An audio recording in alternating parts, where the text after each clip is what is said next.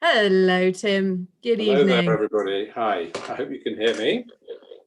Good evening, everybody. Thank you very much for joining us for tonight's webinar with Jean-Jacques Dubourdieu. I'm delighted that Jean-Jacques can join us. Jean-Jacques is part of a real family business. Jean-Jacques and his brother Fabrice joined the estate. When was it, the team, when did you actually join officially, Jean-Jacques? I joined officially the family business for the harvest 06. So 06 harvest. 14 years ago. Wow. You don't look old enough, Jean-Jacques. So it's a pleasure to see you, and thank you very much. As Anna said, I know you're just finishing off the harvest in Sauternes and Barsac. Yes. So it's been quite a long harvest, because you must have started in August for the 2020 vintage, presumably. Yeah, exactly. Actually, we start the Sauvignon Blanc in Château Renon August 19. So it was a bit earlier than usual.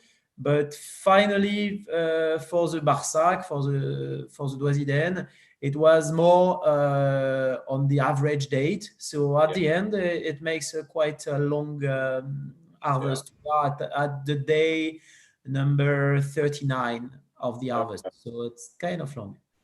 Kind of long. Well, look, let's start. We've got 4 properties to talk about at least.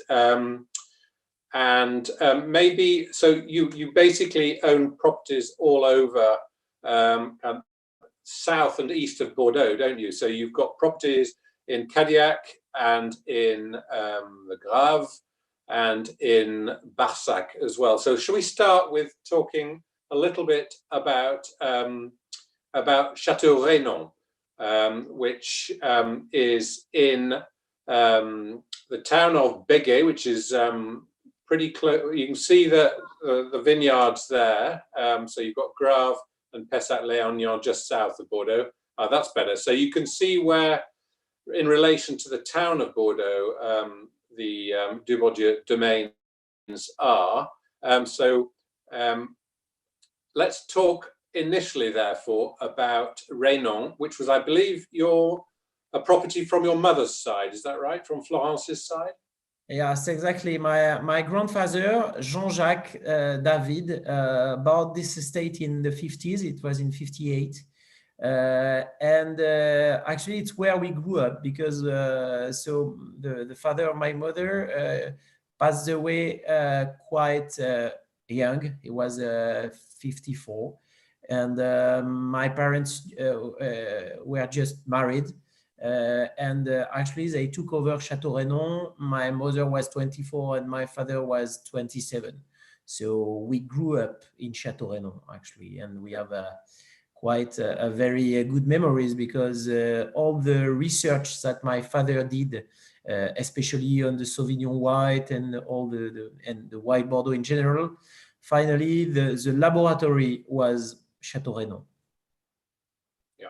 Okay, and you produce both red and white, white from Sauvignon and red from mainly Merlot, I believe, with some Cabernet as well. Yeah, there is. So the white is 100% Sauvignon Blanc.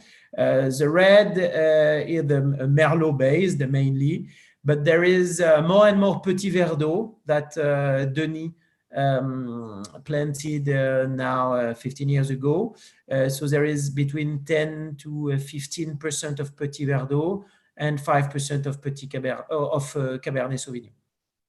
And is the Petit Verdot particularly useful these days with the change of climate and that kind of thing? Yeah, definitely. Actually, it was exactly the idea of Denis, my father, when he planted it 15 years ago. So the Petit Verdot is very nice grapes, but kind of fragile and a bit late in terms of maturity. So there is always a risk when you plant Petit Verdot. But in Reynon, which is a very warm place where we harvest quite in advance. Usually we harvest the merlot mid-September. This year, to give you an idea, it was 12th of September. So Petit Verdot in Reynon works very well because it's very warm place. There is a nice acidity, quite a low pH, so it's really a big help to give balance to the merlot. And it kind of moderates the richness of the merlot. Exactly, and it helps to reach a fresher balance. And also the very good thing is Petit Verdot is not sensitive to mildew, which is one of our big problem here in Bordeaux, especially during spring, during May and June. So it's also a very good insurance in terms of production. But Petit Verdot is also very sensitive to botrytis. We have to do some green harvest also to control the yield. So there is some work to do in Petit Verdot. We have to craft it. But when we make some efforts, Petit Verdot gives a very good result. And actually, we had the idea since the vintage 2018 to make a cuvée hommage Denis Dubourdieu that we just released. So I have to send you a sample. You will have to send me a sample, Jean-Jacques. Yes. I look forward to tasting it. And it's a very interesting cuvée. Okay. So just so that members and participants and observers are aware, at the moment we're selling the Sauvignon, the white, is 2018 vintage, which is £11.50 and available at the moment. We showed it at our press tasting. We do a press tasting in September always, invite the top journalists, and Jancis Robinson was very complimentary about it. So for those people who subscribe to Purple Pages, her website, it's probably worth having a look at her tasting note, but it's showing very well at the moment. And the red that we're selling of the Reynon is 2016 vintage, which is particularly lovely at the moment. And that is £13.95, also available on the website or phoned orders. So Reynon is a wine generally that we buy en primeur, certainly for the red. And what we tend to do is we tend to sit on the wines, the red, and then release it when it's ready for drinking. So we would have bought this 16 in 2017. So it's just beginning to drink really well now. And in the pipeline are more recent vintages of the red. So I think it's a property that offers terrific value, Jean-Jacques. It's in terms of quality price ratio, I think it's unbeatable. Yeah, we make really a great effort in this estate. Cadillac-Cotes de Bordeaux is not a very famous appellation in Bordeaux, even if the potential is incredible in this appellation because we have a very a deep clay soil with southwest exposure, very nice landscape. Château Renon is also a beautiful place. And also we are very attached to this estate because with my brother Fabrice, we grew up there. My parents were living here. My mother is still living in Château Renon. And it's, this is a jewel of the family. It is a lovely chateau, that's for sure. So that is Château Renon. The contrast to that is Clos Floridène. I have a bottle here, which, and I also actually poured a glass of the 2015 white. Oh, what vintage have you got there, Jean-Jacques? I have a 2018. 2018, which is what we're selling at the moment at the Wine Society. So maybe explain a little bit to us, Jean-Jacques, about Clos Floridène and how the name came about and how the property came about. So Clos Floridène is a very funny story. Actually, in the Bordeaux vineyard count something like 6,000 chateaux and domain. And my parents, at the beginning of the 80s, decided to create one more chateau, one more clos, and they create Clos Floridène. So it's a real clos because it's closed by wall. The name is even a creation because Floridène means Florence, my mother name, and Denis, my father. And they decide to buy this little estate in the Grave region, but with a very rare specificity. So we are in the Grave region. In theory, Grave region has a Grave terroir. So the soil is supposed to be gravel. And in Clos Floridène, we are in one of these very rare area of limestone. So with a very nice potential to make a dry white. That's why at the beginning of the story, Clos Floridène was only white, made with old vines of Semillon, more than 50 years old. And now, so the blend is a bit different, but there is still mainly between 50 to 60% Semillon, and the rest with Sauvignon Blanc. So the beginning was only white with 2 or 3 hectares, and little by little we planted some red on the gravel part of the estates, and little by little we build one part of the cellar in 2004, and we finish in 2016. So this is the building you can see on the screen. So this estate is a result of a love story between my parents in a very specific area of the Grave region. And we are very proud of this estate because we create everything. There is no chateau, there is no classification, there is no communal appellation. We build everything around this terroir and this specificity. And now Clos Floridène is an estate that counts in the Grave region, and we are quite proud of that. Jean-Jacques, tell me about these wooden tanks that you have here, because they're quite unusual, and I think that they add unquestionably a lot to the character of the wine. Maybe talk us through those. So 15 years ago, we realized that aging for white, aging in oak, is a very sensitive step, mainly because of oxidation risk, especially for Sauvignon Blanc. The aroma of Sauvignon Blanc are quite sensitive to oxidation, and too much new oak, especially in barrel, is a risk in terms of expression for the wine. So we try to age the white, especially the Sauvignon Blanc, in a bigger vats, so in 50 hectoliters and even 87 hectoliters that we have in Clos Floridène, to continue to age in oak, but with less oxidation and the more discreet and elegant oak touch. To just highlight the specificity of the estate, this very velvety Semillon and the sharp Sauvignon Blanc. So we start this process of winemaking 15 years ago, and now all of our whites, including Château Renon and Château Doisy-Daëne dry, are fermented and aged in these big oak vats, which is the best compromise between stainless and oak barrel. Okay.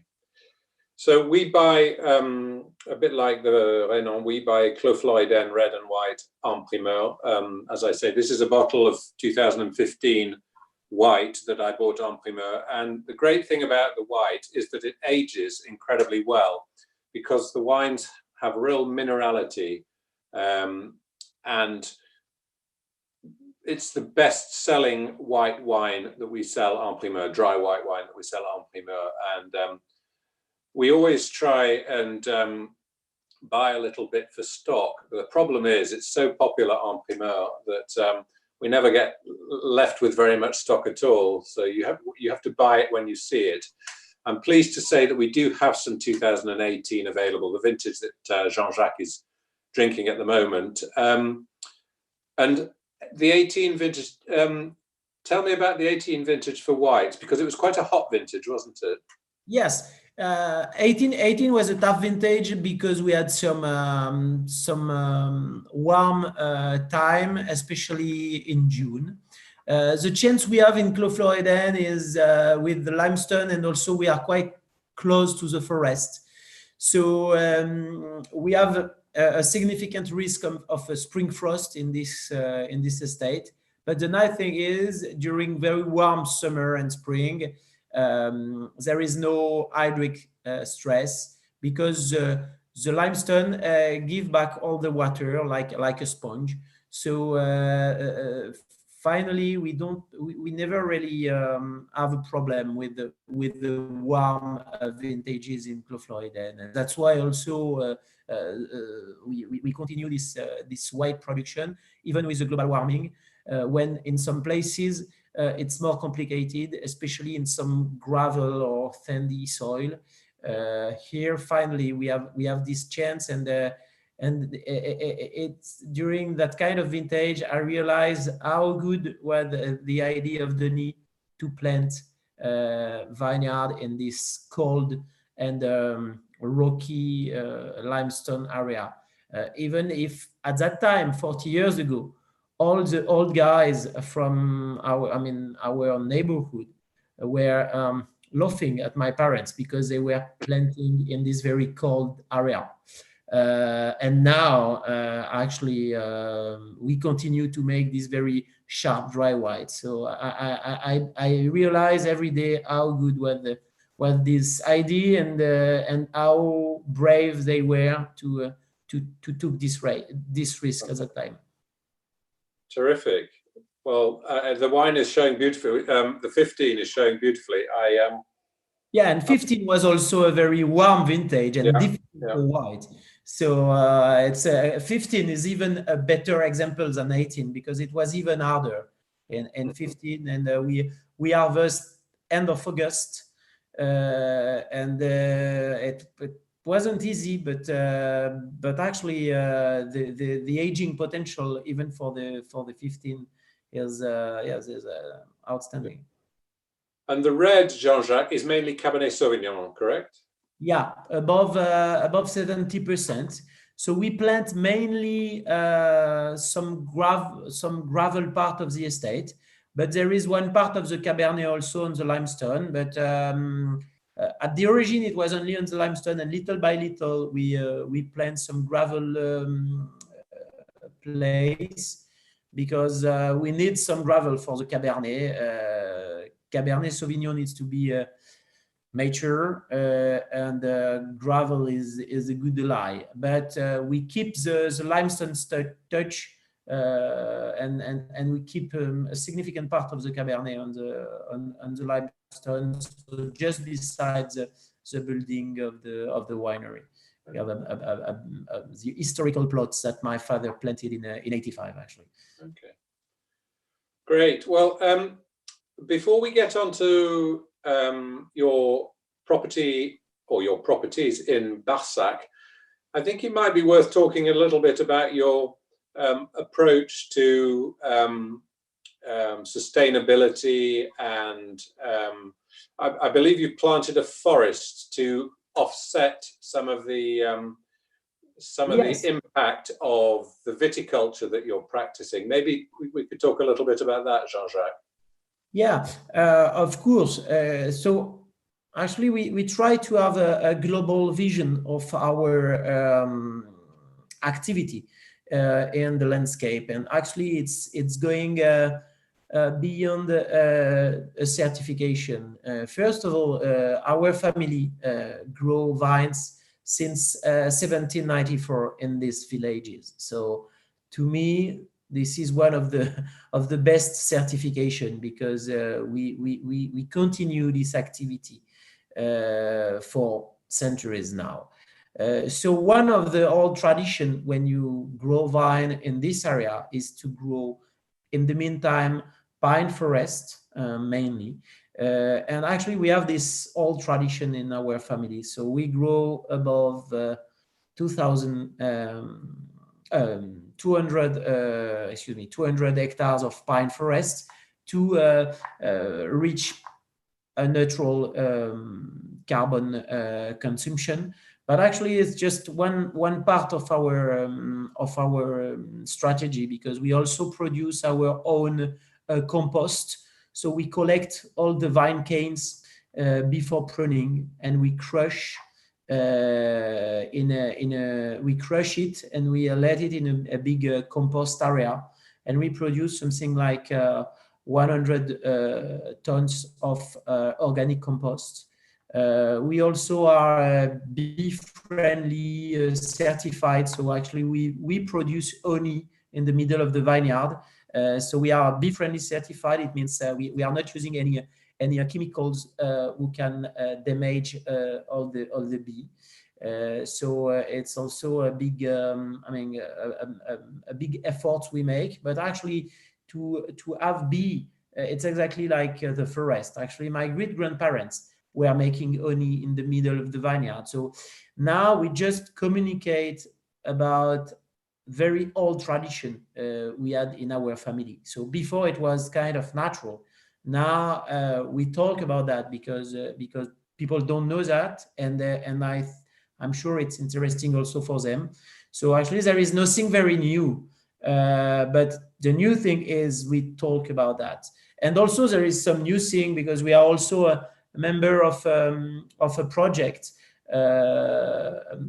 financed by EU, and we are like a pilot in terms of smart farming. So we try to connect everything and to measure everything we can measure in the winery. So of course, temperature, hydrometry, weather station, but also all our energy consumption. I mean, we connect water consumption, electric consumption. We also, of course, gas consumption. And the idea is to measure everything and to have a real synthesis of the impact of our activity all around our village. So this is kind of new and really passionating. Mm-hmm. But a lot of extra work, presumably, as well, Jean-Jacques. Of course, yes. But I think when you make wine, usually you don't even count the extra work. It's everyday story. But we have the chance with Fabrice to work in a very passionating family business, and actually it's more a way of life than a real job, to be honest. Now let's talk about Sauternes, because I'm sure a lot of people who are watching are dying to hear more about your two properties in Barsac, Château Cantegril, who make our exhibition Sauternes, and the most famous chateau, of course, which is Doisy-Daëne, which is a class growth property. Maybe talk a little bit about Cantegril, just in passing, because I think probably members would be interested to know about the source of the exhibition Sauternes, which is our best-selling Sauternes by far. So just a few words about Sauternes, an introduction. I don't know if you know, Tim, but since last July, I'm the co-president of the appellation with my friend David Bolzan from La Forêt-Peyraguet. So we decided to, yeah, thank you. Yeah, so it's we decided with David to take more time for the appellation, because we really believe in this wine and in this region. There is many pending projects.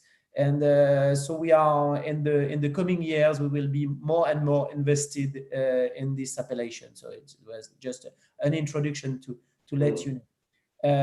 So Cantegril is a very nice estate just beside Doisy-Daëne. Actually, we make exactly the same effort than in a classified estate, so like Doisy-Daëne or Doisy-Dubourdieu. In terms of viticulture, in terms of grape picking, winemaking, aging, it's exactly the same efforts. It's also in Barsac, in the very nice little area of limestone. So the sweet wine, the Semillon we grow there has a very nice expression with nice acidity, low pH. It's a very pure botrytis. So Château Cantegril is maybe one of the best value you can find in the Barsac Sauternes area. And we are very proud for years now, for decades, to provide the Sauternes exhibition with the Château Cantegril. And it's an honor for us because this production is very risky, especially at that time with in September and October. We are waiting the botrytis, playing with the rain. So it's really a stressful production to make a wonderful product. And we are very proud to be partner of the Wine Society and provide Château Cantegril as a Sauternes exhibition. Well, I think we've bought practically every vintage since 2001. Yeah. And that consistency is very, very difficult to provide from a production point of view. So, you know, it's impressive that the quality every year is such that we are happy to buy it. So hats off to you and to your father before you. Maybe not everybody understands the concept of noble rot or botrytis, which is one of the keys to making great Sauternes and Barsac. Maybe talk a little bit about what noble rot is and how it affects the wine, Jean-Jacques. Of course. Botrytis is an enemy everywhere in every vineyard in the world. Here in Barsac and in Sauternes, we try to play with this enemy because botrytis is a fungus. And to be called noble rot, it has to arrive at the right time. So it has to arrive on a mature berry. So the main grapes in Sauternes is Semillon. There is some Sauvignon, but the grape you see on the screen is a typical Semillon berry. So when the botrytis arrive on the skin, actually, we need, first of all, to get the botrytis, we need some rain. So if we sum up, we need some sun during summer to get mature berry, and mid-September, usually we have rain, or at least we hope to have some rain, to get the first generation of botrytis. This botrytis digests the skin of the berry and allowed the water evaporation to reach a higher level of sugar concentration. So the level of sugar before botrytis is about 12 to 13, and after botrytis concentration, it's above 20. So it's what we reach. We wait that botrytis more or less double the concentration.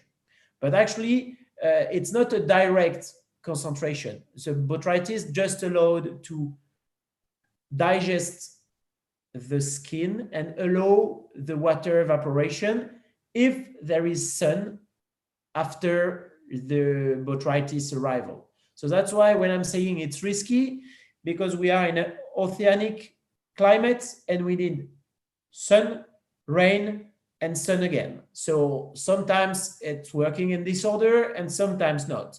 So that's why it's always very stressful after harvesting the dry white, the red, to start the Barsac and Sauternes, because usually the story is different every year and the strategy is different every year.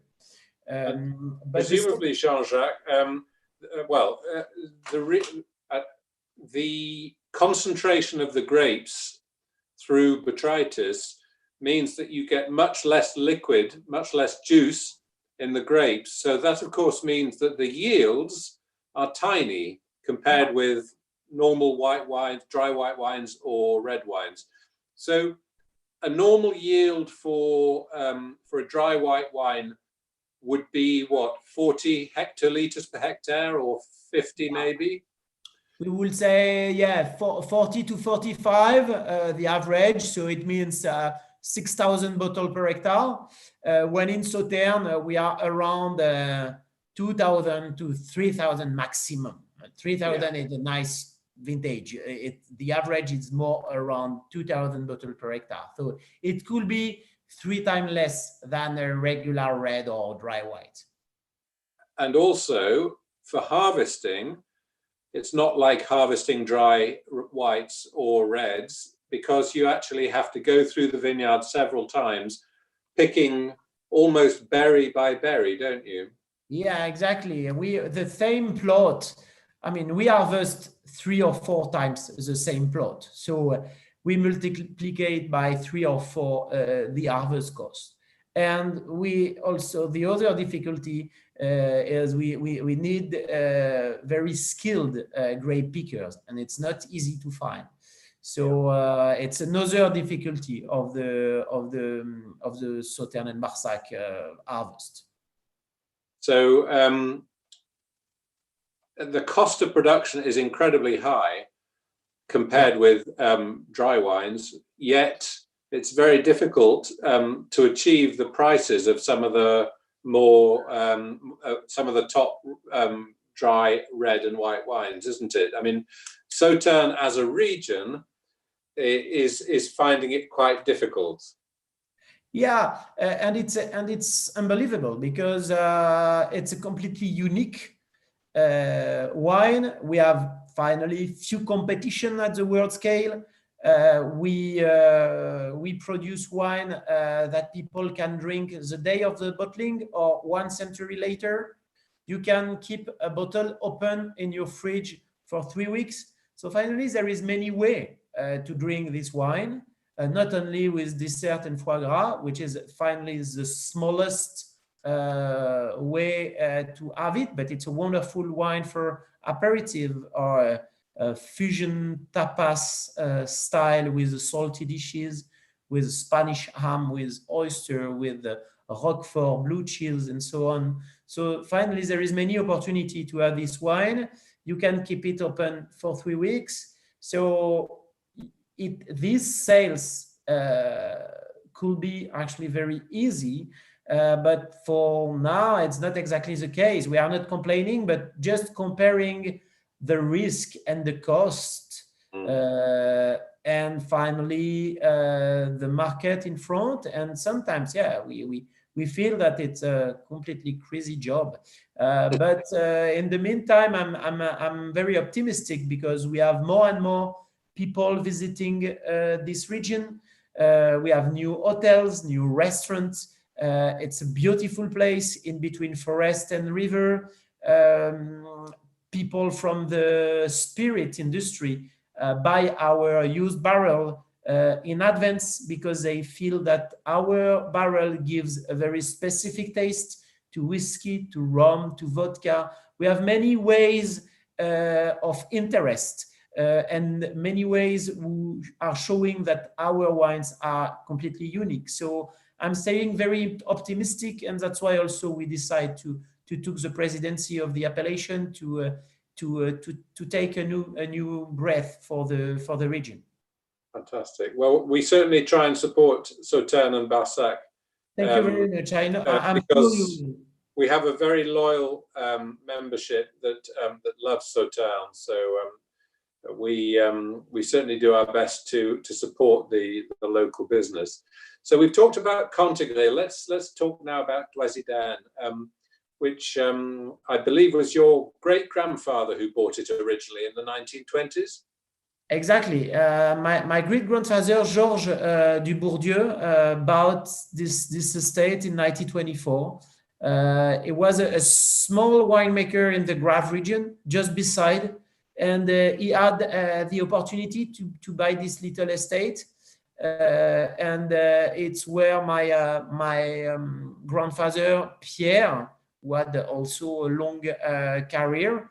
My grandfather, Pierre Dubourdieu, is still living in Doisy-Daëne. I had a lunch with him today. We had some good oysters and glass of Sauternes. And so Doisy-Daëne is really the roots of the family. It's where my father grew up. And it's now the place where we have also our offices, warehouse, little wine shop. So this is the little center of our small family business, and it's also for these reasons that we are very attached to this appellation. And so Doisy-Daëne has a very specific status in the appellation because first of all, it was the first classified estate who produced a dry white. It was in 1948, so it's a very old story. Also, we always wanted to work on the Barsac style. So the Doisy-Daëne Barsac, we try to make it in a very sharp and pure way. Doisy-Daëne is never the most concentrated, but we try to be the most iron and well balanced. So this is definitely the style of Doisy-Daëne that we try to continue years after years with thinking on the memory of our great grandfather Jean-Jacques Dubourdieu, who was an artist. Doisy-Daëne was already at that time in the 20s, in the 30s, one of the most visited little estate in the area, and we want to continue and to show this tribute to all the family. I think we have a photograph, don't we, of your great grandfathers? That's the family. The family with the Fabrice and my parents. And Georges, the artist. So he was. This photo was during the First War, actually, and he was. And actually, it's funny because during the First War, rapidly he was a prisoner in Germany, and they sent him in a winery doing wine. So actually, it wasn't too bad. So that's where he learned to make sweet wines, presumably. Exactly. He was in the Bad-Württemberg region, and he spent a significant part of the war making wine in the Bad-Württemberg. And finally, when he came back to Doisy-Daëne, he also had a completely different vision. So that's why also Doisy-Daëne was always under new influence, because Pierre Dubourdieu, so the son of Georges, my grandfather, was also a genius, always inventing a new way so for example, he invented the machinery to do the top trimming in the vineyard, invented also a press machine. So Doisy-Daëne was also always under influence of new ideas and innovation. And of course, with my father, who did many research at the Bordeaux University around the Sauvignon Blanc aroma and also the sweet wine filtration.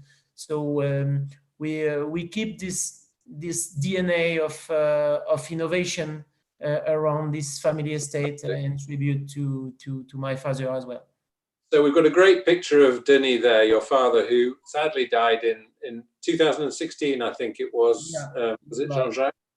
So maybe talk a little bit about your father, because he was a great man and he revolutionized winemaking, particularly white winemaking in Bordeaux, dry white winemaking, but also sweet and to a lesser extent red, I think, winemaking.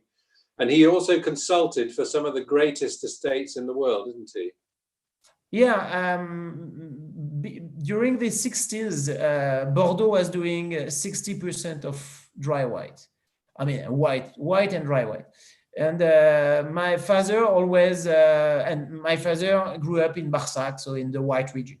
So when he started his career at the university, he was focused on the white issues, and quickly his research gave some good results, especially on the skin contact maceration for dry white, Sauvignon Blanc aroma, steering on leaves.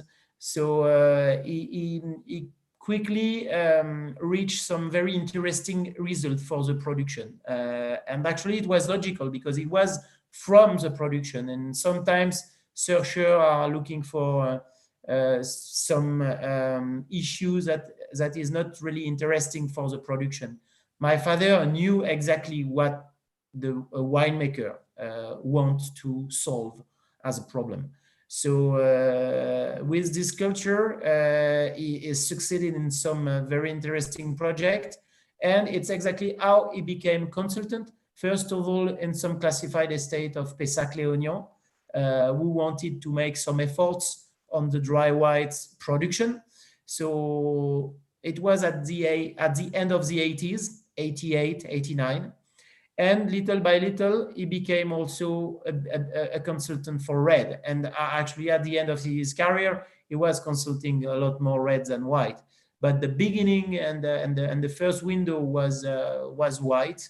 And when he finished his career, he was consulting something like 70 different estates all over the world. Actually, not only in France, but also in Europe, in Japan, in New Zealand, in South Africa as well. So he was spending more than 50% of his time consulting. I would say 40% teaching at the Bordeaux University, and a little 10% on the family estate. But we were working with him, so that's why we miss him very much. He was fantastic for the Wine Society, and we really miss his sense of humor as well, because he had a wicked sense of humor. So I remember when I was a child, when the buyer at that time, I think it was Sebastian Payne, I think. Would be, yes. And I remember when the buyer was coming in Château Renon, and they were tasting and having a big lunch with Sebastian, and we have this chance to have a very long relationship between our domain and the Wine Society, and it's always a very warm memories, and it's very nice for us to count on your loyalty, actually. Fantastic. Well, I think we've got about 15 minutes left to answer some questions. So should we hand over to Anna to ask the questions? Yes, thank you so much for that. That was really interesting. I've actually been scribbling. Can't hear you, Anna. You sound like a robot. Is that better? Not really. I don't know if it's just me or whether it's... Are you able to hear me? Cool. So I think I'll step in for Anna there, because it sounded like Anna was a little bit disjointed, but I can compare the Q&As on behalf of Anna there. So yeah, we do have a number of questions, and thank you both to Tim and Jean-Jacques for your insights so far. But I'm going to start off with a question from Alistair Dudley, who's asked if you could describe the difference between Barsac and Sauternes sweet wine styles, if there is a difference. So, the main difference between Barsac and Sauternes is the soil. So of course we grow the same grapes, which is mainly Semillon, that is infected by botrytis. So this is the common point, but the main difference is the soil. So limestone in Barsac and more gravel and clay in Sauternes. Also, Barsac is closer to the river and to the connection between the little river Ciron and Garonne. So it's also a little bit more humid. So usually we get botrytis a bit in advance. So it's not always a good news. Some vintages it's helping a lot. Some others it's not that easy. So it really depends. Barsac has this little privilege to, we can use the Sauternes appellation or the Barsac appellation. So we have the choice. And this is the only village, because considering the appellation, there is 5 villages. You have Barsac, Prégnac, Beaume, Sauternes, and Fargue. The first 4 can only use the Sauternes appellation. In Barsac, we are allowed to use Barsac or Sauternes. In 1855, we had the chance to be classified. I mean, we had 40% of the classified estate only in Barsac. So that's why Barsac has this specific status, even if we have a lot of common point with Sauternes, same grapes, same process. But we would say the climate and the soil is a bit different. And in terms of style, Jean-Jacques, would it be fair to say that Barsac can be more delicate and more floral in style than some of the Sauternes wines? Yeah, usually acidity is a bit higher on limestone and pH a little bit lower. So the expression we say in French that Sémillon on limestone, Sauvignon. So it means the Sémillon on limestone looks like Sauvignon. Yeah, it takes on the character of Sauvignon. Yeah, exactly. So and that's why many estates like Doisy-Daëne, but others use only Sémillon. So for example, Climens as well use only Sémillon for the sweet. Because we have this characteristic in Barsac. So it means lower pH, a bit higher total acidity. So and usually we are not the champion in terms of residual sugar. Barsac is around 130, 140. But in Barsac, all is about balance between sugar and acidity. So there is a Barsac style, and we always in Doisy-Daëne insist more on the Barsac style, and that's why we are one of the rare classified estates who insist on Barsac on the label. Some estates in Barsac use Sauternes on the label, and we insist on Barsac, and then little letter just below Grand Vin de Sauternes.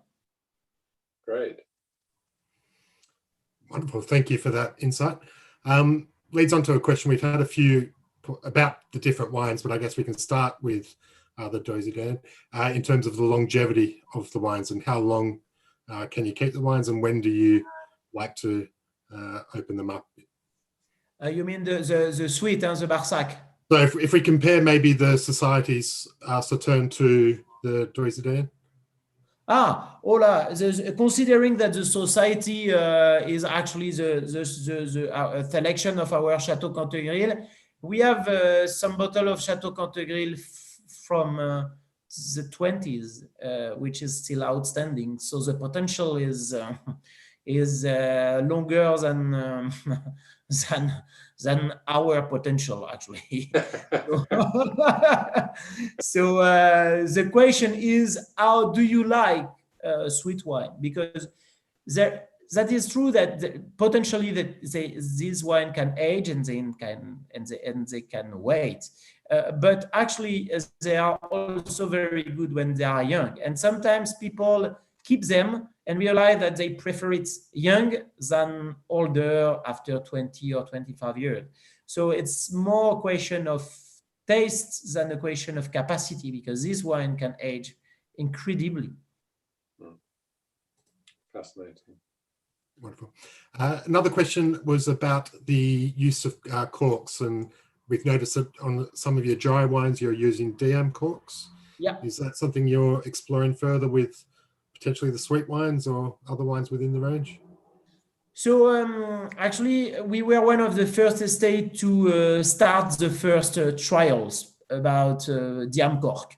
It was in Château Renon, because we did many trial in Château Renon, because my father was living there, and always he tried a new process like a skin contact maceration. So we started the DM cork 15 years ago. So now we can look back about the diam, and that is true that there is a very good result, especially in terms of stability. So every bottle has the same presentation, which is not always the case with natural cork. So we use diam for all the whites except Clos Floridène and the sweet, the Barsac. To be honest, we don't have the complete history with the sweet wine, because we are supposed to keep the sweet wine 1 century. So I didn't start to use the diam for the sweet wine, but potentially I'm sure it works. But for the moment, I keep the traditional cork, and I feel that on these wines there is also a demand of the consumer, maybe a bit more traditional. But technically speaking, we could use a diam with a 30 years guarantee, the same corks that we use for Reynon. We use the diam 30 for Reynon red, and also for homage Denis Dubourdieu. And technically speaking, there is absolutely no doubt. It's more a question about image for a sweet wine that people is supposed to keep maybe a bit more, but it's only about image, not technically speaking. And presumably, Jean-Jacques, diam was introduced partially to help combat premature oxidation. Yeah, because that's a problem in all over the world, but particularly in Burgundy, and certainly in for dry white Bordeaux, it can be a problem as well, can't it? Exactly, and exactly in that case, there is a real interest. For sweet wine, actually, the sensitiveness of for oxidation is not the same, but for dry, there is a real benefit to use diam, and it's also a real way to divide and to decrease the risk, because we have widely enough risk in our activity during the growing time, during the aging, and finally, if we have one option to divide or to decrease the risk, and if this option is a more precise cork, especially for white, it's a very good option. And we even double check in a way using diam, and during the bottling we also inertize for I'm talking about the dry white. We also inertize every bottle with nitrogen before bottling it. Like that, we are sure to dissolve 0 oxygen at the bottling, and it's a way to protect a bit more the dry white against premature oxidation. So usually with the nitrogen at the bottling and a diam cork, there is no 0 risk, but we really improve the potential. And of course, there's no corkiness either. There's no TCA with diam corks. Exactly, another risk that we completely. Yes, another risk. Yeah. So, in terms economically speaking, now a good diam with a 10 or 20 years guarantee is about the same price than a natural cork. So it's not a question of savings. It's a question of risk, and now we know that there is a real benefit. Yeah. You're muted, Tim. Right. Another question that we've had a few times, because we do work with so many family producers, is how do you work as a family, and how do you and Fabrice split your roles? So now I'm the general manager of the domain, so I take care of all the aspects of the company. Fabrice is more focused on viticulture and environment, but is also he also has some others activity in consulting and so on. So actually, we are both involved, but I'm a bit more on the first scene. and so winemaking and general management. And Fabrice more focused on harvest, especially on viticulture, especially during harvest, all the aspect of environment, plantation. So we have the chance to be just two brothers. My mother is still, is not involved anymore, but still around, living in Château Renon. So we have the chance to exchange a lot about wineries, wine, and I also still have my grandfather, 97 years old, with still also involved and commenting every step.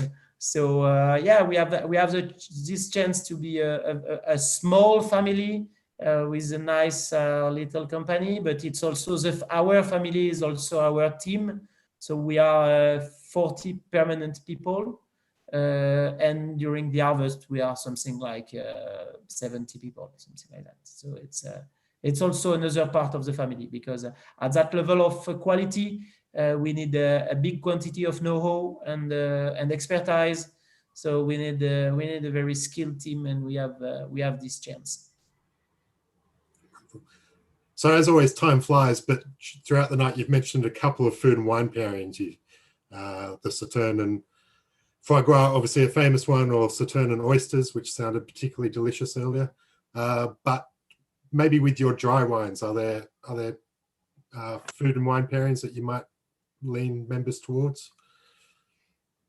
So with the dry, you mean with the Doisy-Daëne dry white? Or with the Reynon and the Floridène? Okay. So when food pairing, I love with Doisy-Daëne dry and Clos Floridène is the scallop carpaccio, which is really outstanding. Of course, here we have this culture of oysters. So of course, oysters and dry white is always a must. If some member are visiting Bordeaux, they really have to come on the seaside and staying in a small cabin on the seaside, tasting our local oyster with a bottle of Clos Floridène. It's in front of the sea, looking at the sunset. It's always a must. So it's at least a very local food pairing that we love here. We have another local food pairing coming up here, which you might be able to tell us about.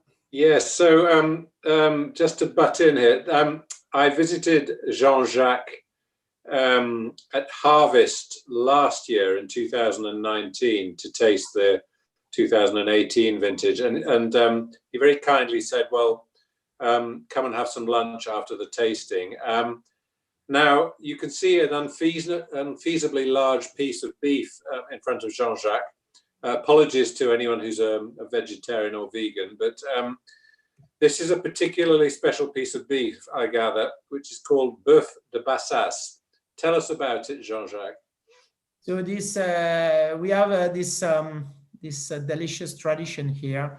So we have a local kind of beef called the bœuf de Bassas, with only eating grass actually all around the city of Bassas. So in the south of the vineyard, it's at 20 minutes away, heading south. And we love to cook this beef, which is particularly tender. I think Tim can confirm. And we cook it on the vine canes. So the vine canes gives a smoky taste, which is completely different than the carbon wood. And usually tasting this beef with some Château Renon or Clos Floridène also gives us some good memories of the region. And this beef was a mature beef, so it wasn't directly the beef you buy at the butcher. It was in a special. It was aged 2 more weeks in a special cellar. So this, I remember really well, this beef. It was just before the Premier Week, 2 years ago, I think. And yeah, we had a good time. We certainly did. I was very sorry that I had another appointment in the afternoon. Otherwise, I'd have stayed all afternoon with you, I think. Yeah, drinking some more Barsac or Clos Floridène. Exactly. Wonderful. So we have just run slightly over time, so I do apologize for that. But to Tim and Jean-Jacques, thank you very much for your time this evening and allowing members an insight into your properties and your estates. It's certainly a great privilege for us to hear directly from the producers. Thank you. Thank you very much for your help and the organization. It was very nice. Yes, so, thank you very much, Jean-Jacques, and thank you to everybody who's been observing. Have a good evening. Very much. Have a nice evening. So I do hope everyone has a lovely evening. We do now actually have a week of no events next week, as most of our team are sitting WSET diploma exams. So no events next week, but then we're back the week after with a Rioja Stars event, so a round table of 3 amazing Rioja producers, and then a cheese and wine matching event with my colleague Emma. So do sign up for those, and we hope to see you then. But thank you very much for joining us tonight, and once again, thank you, Jean-Jacques, and I hope the final days of harvest go smoothly for you all. Yeah, it's quite finished. Thank you. Bonsoir. Bonsoir, merci.